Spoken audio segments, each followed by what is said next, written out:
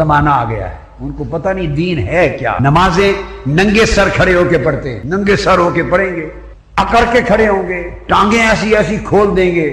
میں نے ساری زندگی میں، بات ٹی وی پر جائے گی، کروڑوں لوگ سنیں گے، سب کو کہہ رہا ہوں، میں نے ساری زندگی میں بخاری پڑھی، مسلم پڑھی، ابو داؤد پڑھی، ترمذی پڑھی، نسائی پڑھی، ابن ماجہ پڑھی، مسند شافعی پڑھی، موطا امام مالک پڑھی، موطا امام محمد پڑھی، مصنف عبدالرزاق کو پڑھا، ابن ابی شیبہ کو پڑھا۔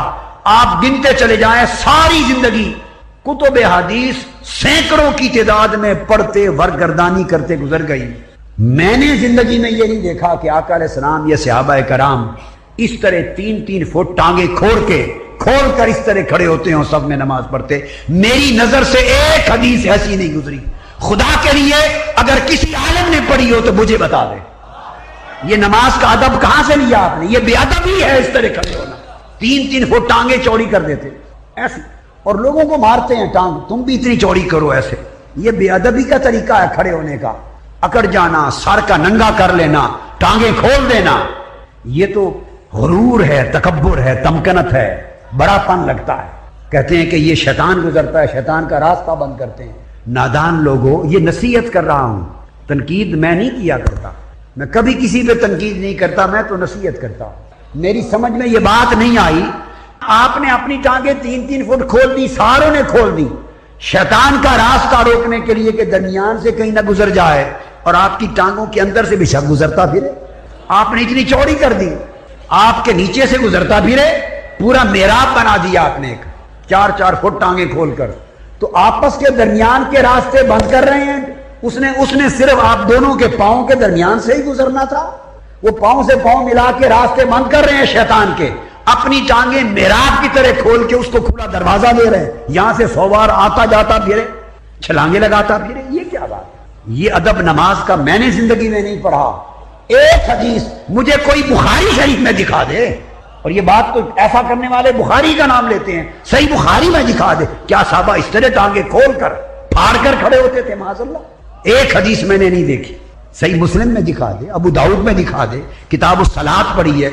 پرابلم یہ ہے کہ یہ جو بیچارے دوسرے ہمارے علماء، ان کا رابطہ کٹ گیا حدیث کی کتابوں سے، اس لیے وہ چپ رہتے ہیں، ایسے ڈرے ڈرے چھپے رہتے ہیں، شاید سمجھتے ہیں شاید ہوگی، جھجک میں چپ رہتے ہیں۔ تو میرا اتنا میں جھجک نہیں کرتا۔ کل کتابیں کتاب الصلاۃ سے بھری پڑی ہیں، کہیں دکھا دے کیا صحابہ اس طرح کھڑے ہوتے تھے؟ یہ ادب کہاں سے آ گیا؟ اللہ کی بارگاہ میں کھڑے ہونے کی بے ادبی ہے۔ پھر اوپر اٹھائی ہوئی ہیں ساری، آدھی ٹانگیں گوڈے کے قریب تک وہ ننگی ہیں، اچھی بڑی موٹی موٹی پنڈلیاں ہیں، سر ننگے ہیں، ٹانگیں کھولی ہوئی ہیں۔ میں تو کبھی دل دہل جاتا، اللہ کی حضور پیش ہونے کا یہ ادب ہے؟ ہائے ہائے۔ اور جو ادب کے ساتھ پیش ہوتے تھے وہ تیلے کی طرح لگتے تھے، ہائے ہائے، ان پہ گریہ و زاری ہوتی تھی، روتے تھے، چیختے تھے، آہو بکا کرتے تھے۔ ابھی اس طرح آپ کسی ڈی سی کے دفتر نہیں جاتے، اس طرح کر کے دیکھیں، جائیں ننگا سر لے کے اس طرح ٹانگیں کھول کے 3 فٹ ڈی سی کے سامنے کھڑے ہو جائیں، وزیر اعلیٰ کے سامنے، کمشنر کے سامنے، ایس پی کے سامنے کھڑے ہو جائیں، وہیں مرمت وہ ایس پی گوارا نہیں کرے گا، گورنر صدر گوارا نہیں کرے گا، جا کے دیکھیں ذرا اس طرح اس کے سامنے کھڑے ہوں، وہ کہے گا تمہیں کھڑے ہونے کی تمیز نہیں؟ اور یہ کرتے بھی نہیں، کوئی بھی نہیں کرے گا ایسے۔ وہاں جائیں گے آداب کے ساتھ جائیں گے، اور وہ شہنشاہ جو کل شہنشاہوں کا شہنشاہ، کل بادشاہوں کا بادشاہ، جس کے ساری کائنات کے بادشاہ جس کے فقیر اور منگتے ہیں، وہ رب، اس کی بارگاہ میں جاتے ہیں تو سارے ادب بھول جاتے ہیں، اکڑ کے جاتے ہیں۔ میری بات سے کوئی ناراض نہ ہوا کرے، اللہ گواہ ہے، میں کسی کی نہ دل شکنی کرتا ہوں، نہ طعن و تنقید کرتا ہوں، میں تو دل کا دکھ سناتا ہوں، اصلاح کرتا ہوں، نصیحت کرتا ہوں۔ فرمایا کہ بلند کرنے والی چیز، یہ قرآن مجید کا ایک پریکٹیکل مطالعہ کرنے کا نچوڑ ہے۔ سب سے زیادہ اللہ رب العزت نے اپنی جس صفت کو چنا ہے اپنی ذات اور اپنے اسم ذات کے ساتھ جوڑ کر بیان کرنے کے لیے، وہ صفت رحمت ہے۔ لفظ اللہ قرآن مجید میں 2701 مرتبہ استعمال ہوا، 2701 مرتبہ استعمال۔ یہ اللہ رب العزت کا اسم ذات ہے، اس کے علاوہ اس کے اسماء صفات ہیں بے شمار۔ اسماء صفات اور اسم ذات میں فرق یہ ہے کہ جب اسم صفاتی ہوتا ہے تو وہ اللہ رب العزت کی کسی نہ کسی ایک صفت پر دلالت کرتا ہے۔ جب اس نام کو لیں تو اس سے اللہ رب العزت کی کسی ایک صفت کا ظہور ملے گا آپ، یعنی کہ جب قدیر اسماء صفاتی میں سے ہے کو آپ کہیں تو اللہ رب العزت کی صفت قدرت کا پتہ چلتا ہے، اس پہ دلالت کرتا ہے۔ علیم کہیں گے، اللہ رب العزت علیم ہے تو اس کی صفت علم پر دلالت کرتا ہے یہ نام۔ جب کلیم کہیں گے تو اللہ کی صفت کلام پر دلالت کرتا ہے۔ جب حی کہیں گے تو اس کی صفت حیات پر دلالت کرتا ہے۔ جب خالق کہیں گے تو اس کی خالق کی صفت پہ دلالت کرتا ہے۔ رب کہیں گے تو صفت ربوبیت پہ دلالت کرتا ہے۔ رحمان اور رحیم کہیں گے تو صفت رحمت پہ دلالت کرتا ہے۔ سمیع و بصیر کہیں گے تو اس کی صفت سمع و بصر پہ دلالت کرتا ہے۔ الغرض جس بھی صفاتی اسم کو لے لیں وہ اللہ تبارک و تعالیٰ کے کسی ایک یا دو صفات پر دلالت کرے گا، اشارہ دے گا، مگر اسم ذات ایک ایسا اسم ہے کہ جس کے اندر ظاہراً کسی ایک خاص صفت کا اشارہ نہیں، وہ اللہ تبارک و تعالیٰ کی جمیع صفات کو بشمول ذات پہ دلالت کرتا ہے۔ لفظ اللہ چونکہ اسم ذات ہے تو اس کی پوری ذات پہ دلالت کرتا ہے، اور صفات ساری ذات کے ساتھ واقع ہے تو ساری صفات کا اشارہ اسی میں آ جاتا ہے۔ تو گویا اس کی دلالت لفظ اللہ کی اسم ذات کی من کل الوجوہ ہوتی، تمام جہتوں سے، تمام وجوہ سے، تمام صفات پر دلالت کرتے ہوئے الحم سے والناس تک پورے قرآن مجید کا مطالعہ کیجئے، آپ کو اللہ تبارک و تعالیٰ کی وہ تمام صفات جو آپ نارملی جانتے ہیں، جن کو پڑھتے ہیں، جن کو سنتے ہیں، ان کا تذکرہ قرآنی آیات میں ملے گا۔ مگر جو خاص بات آج کہہ کے آج کی نشست ختم کرنا چاہتا ہوں وہ یہ کہ سب سے بڑھ کر آپ کو یہ بات ملے گی جہاں اللہ تبارک و تعالیٰ نے اپنی ذات کا تعارف کروایا ہے، اسم ذات استعمال کیا ہے اللہ، اور اس کے بعد اس نے اپنی صفات کا، اپنے افعال کا ذکر کیا ہے، اور طرح طرح کی صفات موقع، محل، سیاق و سباق اور مضمون کی مناسبت سے اللہ تبارک و تعالیٰ نے اپنے اسماء صفات وارد کی۔ بھئی مضمون کہیں حیات کا آ رہا ہے تو پھر اپنی صفت حیات کا ذکر آ جائے، کہیں اللہ کے کلام کی بات آ رہی ہے، کہیں قدرت کی بات آ رہی ہے، کہیں علم کی آ رہی ہے بات، کہیں عذاب دینے کی آ رہی ہے، کہیں گرفت کرنے کی آ رہی ہے، کہیں رزق دینے کی آ رہی ہے۔ الغرض جس مضمون کو بیان کیا جا رہا ہے لفظ اللہ کے ساتھ، اللہ نے اپنی ذات کے ساتھ مخلوق کے ضمن میں، تو پھر اسی طرح کے اسماء صفاتی کا ذکر آپ کو ان آیات کریمہ میں ملے گا۔ یہ عمومی طور پہ آپ کے ذہن نشین رہنی چاہیے، مگر جو اس میں خاص بات بتانے اور سمجھنے والی ہے وہ یہ اللہ رب العزت نے اپنی ذات کا ذکر کر کے کثرت کے ساتھ اپنی جمیع صفات کا ذکر حسب ضرورت، حسب موقع و محل، حسب مناسبت مضمون بیان کیا ہے، مگر سب سے بڑھ کر کثرت کے ساتھ اگر اس نے کسی ایک صفت کو اپنے اسم ذات اللہ کے ساتھ جوڑا ہے اور اس آیت میں ایک صفت کو کثرت کے ساتھ ملا کر ذکر کیا ہے تو وہ صفت رحمت ہے۔ یہ قرآن مجید کا ایک پریکٹیکل مطالعہ کرنے کا نچوڑ ہے۔ سب سے زیادہ اللہ رب العزت نے اپنی جس صفت کو چنا ہے اپنی ذات اور اپنے اسم ذات کے ساتھ جوڑ کر بیان کرنے کے لیے، وہ صفت رحمت ہے۔ تو آفٹر آل اس کی کوئی حکمت ہوگی، کوئی وجہ ہوگی، کوئی سبب ہوگا، بغیر سبب کے اتفاقاً تو نہیں ایسا ہو گیا۔ یہ اللہ رب العزت کا ایک منشا ہے، اس کا ارادہ ہے، اس نے اپنے ارادے سے، اپنے منشا اور ارادہ سے اپنے اسم ذات کے ساتھ اپنی جمیع صفات میں سے سب سے زیادہ صفت رحمت کو چن کر جوڑا ہے اور بیان کی۔ وہ آیتیں میں کوٹ کر دیتا ہوں بطور نمونہ۔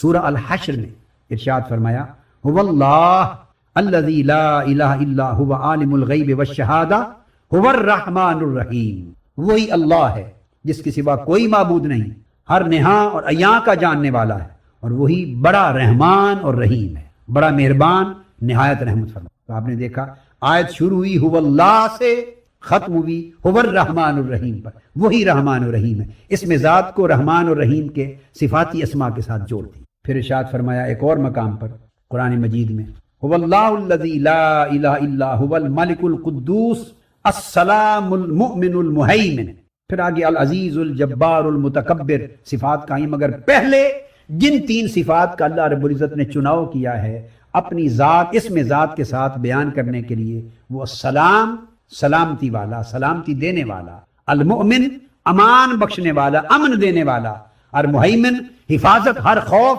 اور دہشت و وحشت سے حفاظت فرمانے والا۔ فرمایا وہی اللہ ہے جس کے سوا کوئی معبود نہیں، وہ بادشاہ نہایت پاک، الملک القدوس۔ اب فرمایا السلام، وہ سلامتی دینے والا ہے، المؤمن وہ ہر ایک کو امن عطا کرنے والا ہے، المہیمن ہر ایک کو ہر خوف و ہراس سے محفوظ کرنے والا، حفاظت عطا کرنے والا۔ تو آپ نے دیکھا تین اسماء صفاتی اللہ رب العزت نے ایک ہی معنی پر دلالت کرنے والے اور ایک معنی کے ساتھ ملتے جلتے اللہ رب العزت نے اپنے اسم ذات کے ساتھ جوڑے، تاکہ یہ تصور ان صفات کو ساتھ جوڑنے کا جب آپ اپنی ذہن میں ایک نقشہ قائم کریں، ایک امیج قائم کریں اللہ رب العزت کی صفات کا یا اس کے افعال کا یا اس کی عنایات کا اور اس کی قدرتوں کی طرف دھیان کریں، تو غالب تصور اللہ کی جمیع صفات میں سے اس کی صفت رحمت کا، اس کے امن دینے کا، اس کی سلامتی دینے کا، حفاظت فرمانے کا یہ تصور غالب آ جائے۔ اور جو تصور اللہ رب العزت اپنی ذات کے ساتھ آپ کے ذہنوں میں غالب کرنا چاہتا ہے، وہی تصور اپنے عطا کردہ دین اسلام کے لیے اللہ غالب کرتا ہے۔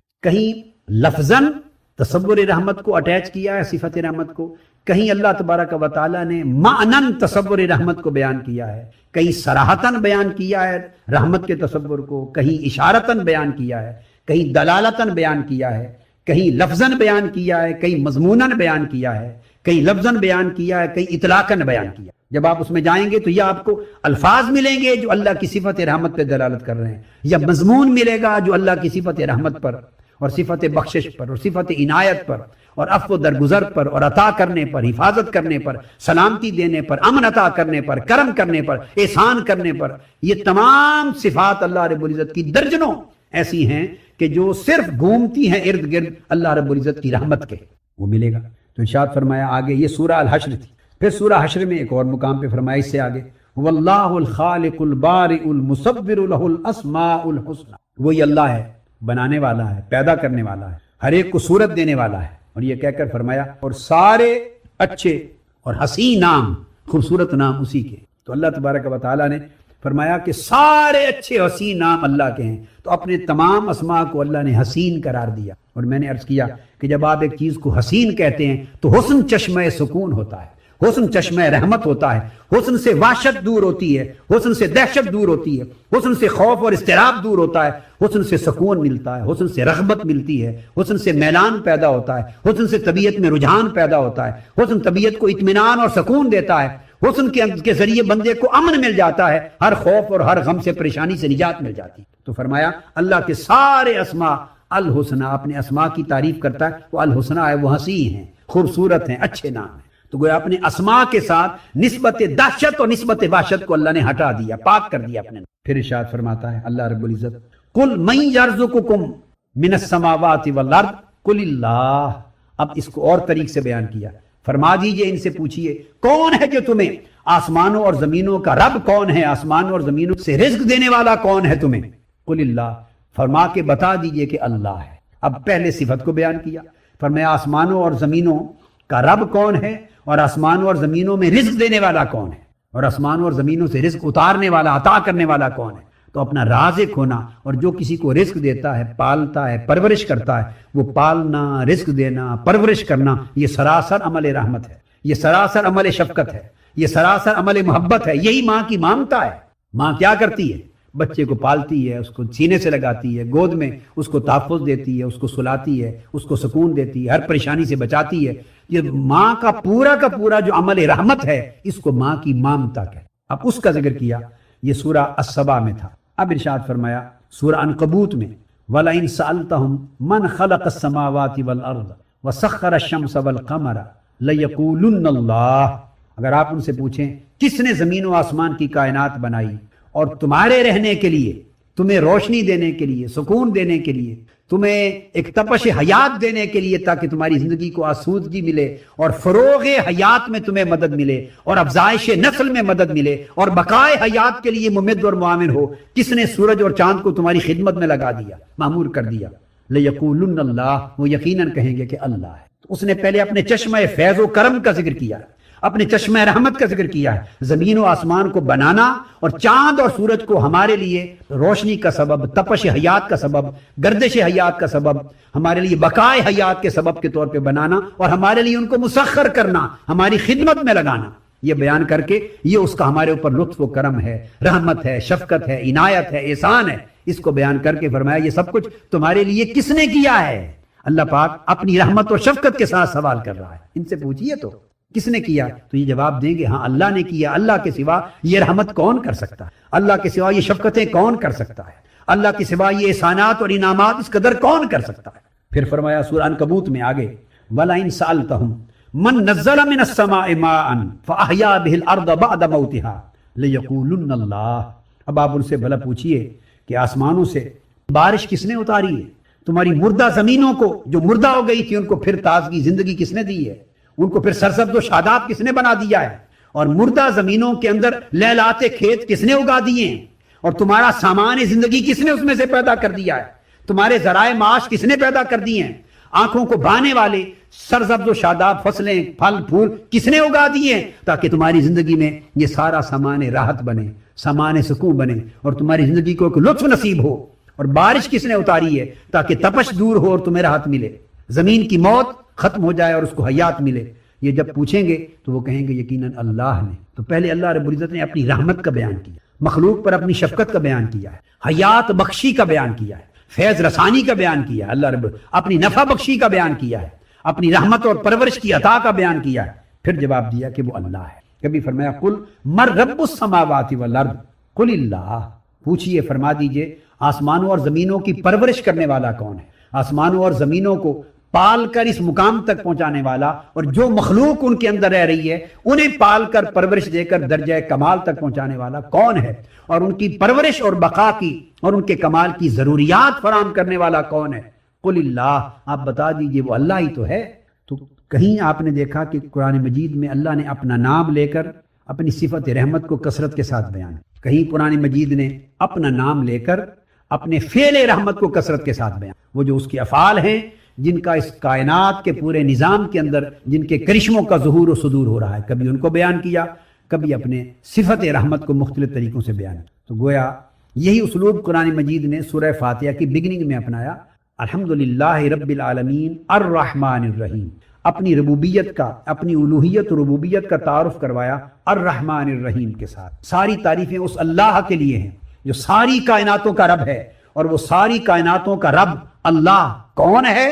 الرحمن الرحیم، جو رحمان الرحیم ہے۔ یہاں تذکرہ کرتے ہوئے اس نے اپنے خالق ہونے کا بیان نہیں کیا، اپنے رازق ہونے کا بیان نہیں کیا، قہار و جبار ہونے کا بیان نہیں کیا، حی و قیوم کی صفت سے اپنا تذکرہ، اپنا پہلا تعارف کروا رہا ہے قرآن مجید میں، نہیں کیا۔ اپنے علیم و خبیر ہونے کا تذکرہ نہیں کیا، سمیع و بصیر ہونے کا تذکرہ نہیں کیا، اپنے علیم و کلیم ہونے کا تذکرہ نہیں کیا، قادر مطلق ہونے کا تذکرہ نہیں کیا۔ اللہ رب العزت کی جتنی صفات قرآن مجید میں آگے آئیں، مالک یوم الدین سمیت، ان کا تذکرہ مؤخر کیا، مگر اپنی الوہیت اور ربوبیت کا، اپنی ذات کا پہلا تعارف اور اپنی ربوبیت کا پہلا تصور، ربوبیت کا پہلا نقش، اپنی ربوبیت کا پہلا امیج جو ذہن انسان پر مرتسم کرنے کے لیے اللہ نے جس صفت کو چنا، فرمایا الرحمن الرحیم، وہ رحمان بھی ہے رحیم بھی، وہ صفت رحمت کو چنا، تاکہ جو ہی اللہ کا نام آئے تو اللہ کا نام سنتے ہی ذہنوں میں اس کے رحمان و رحیم ہونے کا تصور آ جائے۔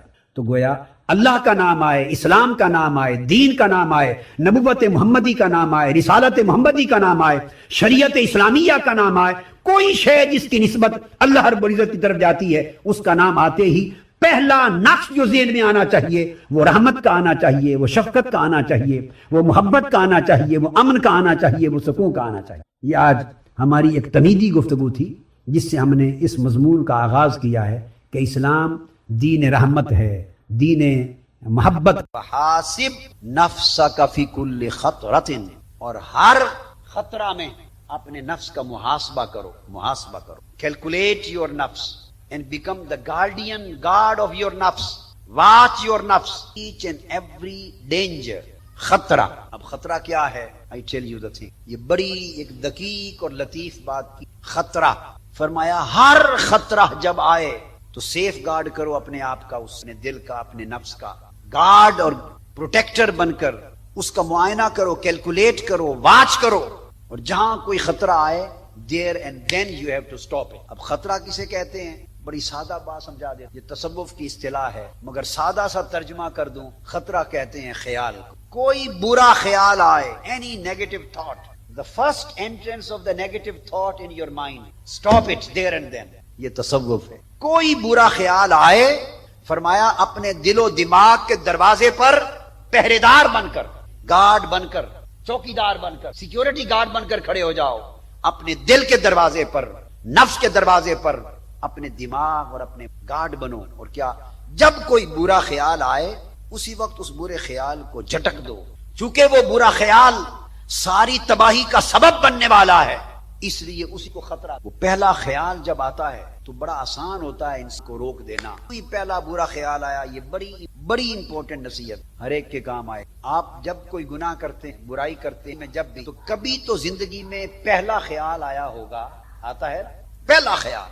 The first bad thought in your mind, the first wrong thought in your mind, the first entrance of wrong idea, any thought. تو فرمایا جب پہلا خیال آئے آپ کا کام تھا کہ اس کو وہیں روک دیتے، کاٹ دے، دروازہ بند کر دیتے، نکال دیتے. خواہ اعوذ باللہ من الشیطان الرجیم پڑھتے، خواہ معوذتین آخری 2 سورتیں پڑھتے، خواہ قل واللہ احد اور قل اعوذ برب الفلق اور قل اعوذ برب الناس پڑھتے، خواہ 2 نفل پڑھتے، خواہ اللہ سے معافی مانگتے، اعوذ باللہ من الشیطان الرجیم کا ورد کرتے، اللہ سے پناہ مانگتے، اس کے وظائف ہیں، کوشش، غسل کرتے، وضو کرتے. یہ سارے جب برا خیال آتا ہے ہم نے کبھی ان میں سے ایک کام بھی کیا ہے؟ بولیے. وہ آتا ہے گزر جاتا ہے، آتا ہے گزر جاتا ہے، 100 بار آتا ہے گزر جاتا ہے، کبھی پرواہ نہیں کرتے. We never bother.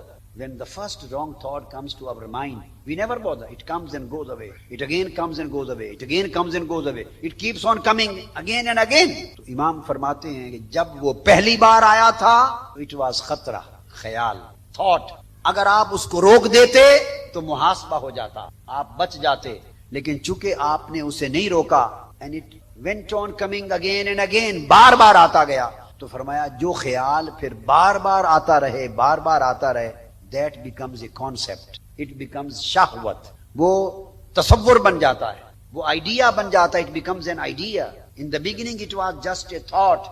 Now since you have not stopped it, now it has become an idea. It has been converted into an idea, a concept. اب وہ ایک امیج بن گیا ہے، آپ کے ذہن میں ایک تصور بن گیا ہے، ایک آئیڈیا بن گیا ہے. جب تصور بن جائے تو اس کو بدلنا مشکل ہوتے ہیں کہ کیا کریں، کوشش کریں جی. وہ برے خیالات آتے ہیں، برے خیالات آتے ہیں تو جان نہیں کی ریزن یہ ہے کہ وہ خیالات رہے نہیں، وہ ذہن کے اندر چھپا ہوا تصور بن گیا ہے. خیال تب تھا جب پہلی بار آیا تھا، دوسری بار آیا تھا. You would have stopped it there and then, but you didn't do it. You didn't stop it. You allowed that wrong thought and that went on coming again and again in your mind. So its continuous repetition has made it upgraded it at the level of a concept. جب وہ تصور بن جائے تو گویا وہ اب اینک لگ گئی. اب جب سبز رنگ کی اینک لگ گئی ہے of green color of your glasses, whatever you see you will find it. Whatever you see, anything. سرخ رنگ کی اینک لگ گئی ہے red color of your glasses. You may see anything. It may be yellow, it may be white, it may be green, it may. But when you red glasses, red colored glasses, you will see everything red. So گویا تصور glasses کی طرح ہو جاتا ہے، رنگ دار شیشہ بن جاتا ہے. اب اس تصور کے ذہن میں آ جانے کے بعد آپ جو شے بھی دیکھتے ہیں اسی تصور کے مطابق نظر آتی ہے. یہاں سے شیطان اور نفس کا حملہ شروع. اب آپ سمجھتے ہیں میں نے بار بار دیکھا ہے جی، بڑا غور کیا ہے. I have contemplated, I have concentrated lot many times. I have tried to analyze it, but the result is same. And I have concluded this, that this is like this. مگر اسے نہیں پتا کہ now conclusion is not his, analysis is not his. He has lost his understanding. He has lost his conclusion. He has lost his analytical capacity. اب تو he is wearing a special color glasses. اب وہ تجزیہ کرتا رہے نظر وہی آئے گا، کنکلوڈ کرتا رہے نظر وہی آئے گا، انالیسس کرتا رہے نظر وہی آئے گا. He may think over it again and again, but he will see the same color. کیوں؟ کہ اب وہ خیال نہیں رہا، اب وہ خیال تصور بن گیا. اب انسان کو اپنے اندر فرق نظر نہیں آتے خیال اور تصور. اب تصور کوئی کتاب تو نہیں ہے نا کہ نظر آ، تصور کوئی گلاس بھی نہیں ہے کہ نظر آ جائے. تصور تو فزیکل باڈی نہیں رکھتا، بس یہ تو ایک کانسیپٹ ہے. جو خیال تھا وہ چھا گیا ہے، آتا تھا جاتا تھا تو خیال تھا. جب وہ دل و دماغ پر چھا گیا ہے تو تصور ہو گیا. اس تصور کو شہوت کہتے. تصور اب شہوت صرف سیکسولیٹی کو نہیں کہتے. زین للناس حب الشہوات من النساء والبنین، بیٹوں کا تصور بھی شہوت ہے، محبت. والقناطیر المقنطرہ، مال و دولت، اس کے بارے میں تصور بھی شہوت ہے. یہ کوئی شہوت نساء ہے، شہوت بنین ہے، شہوت قنطیر ہے، شہوت مال ہے، شہوت دنیا ہے، شہوت جاہ ہے، شہوت منصب ہے، شہوت عزت، یہ سب شہوتیں ہیں، خواہشیں. تو تصور خواہشوں کو جنم دیتا ہے. various kinds of desire emerging. اب آپ مشکل میں پڑ گئے اگر خیال ہی کی stage per if you had finished it, you would have saved yourself from a big difficulty. اگر خیال کی سٹیج پر آپ نے ختم کر دیا ہوتا تو بڑی مشکل سے آپ بچ جاتے. Now you are in a problem because now it has achieved the status concept. اب اگر محنت کریں اس تصور کو ختم کی بدلنے کی. جب تصور، اب اگلی بات یہ ہے کہ یہ چیزیں بدلتی ہیں نیک صحبت سے، نیک صحبت سے. اور اگر تصور بھی اس نیک صحبت کے بارے میں خراب ہو گئے تو کون بچائے گا؟ اب میری بات سمجھیں، نیک صحبت میں بیٹھنے سے علاج ہونا تھا، اور اگر تصور جو ہے اسی طبیب کے بارے میں غلط ہو گیا تو اب صحبت کا فیض بھی گیا. نفس سارے حربے کرتا، نفس اور شیطان سارے حربے. شیطان دیکھتا ہے کہ اس کا بھلا کہاں سے ہوگا، وہیں سے خرابی اس کے اندر ڈال دیتا ہے. شیطان دیکھتا ہے کہ اس کا ٹریٹمنٹ کہاں سے مل گیا، where he is to get, اسی کے بارے میں اس کا مائنڈ از رانگ، خراب کر دے. شیطان دیکھتا ہے کہ اس کو شفا کہاں سے ملے گی، وہ اسی کے بارے میں تصور غلط کر دے. شیطان دیکھتا ہے کہ اس کو بھلائی کہاں سے ملے گی، وہ اسی جگہ کے بارے میں تصور غلط. کو قرآن نے کہا کہ فَبِعِزَّتِكَ لَأُغْوِيَنَّهُمْ أَجْمَعِينَ. لہذا بچو غلط تصور قائم ہونے، بچو غلط تصور قائم ہونے. یہ بڑی مشکل ہے پھر اصلاح. اور جب آپ کا تصور غلط ہو جائے تو پھر آپ تباہی میں جا رہے، ڈیزاسٹر میں. You are going disaster. Your wrong idea and concept has overwhelm your mind and which has controlled your mind.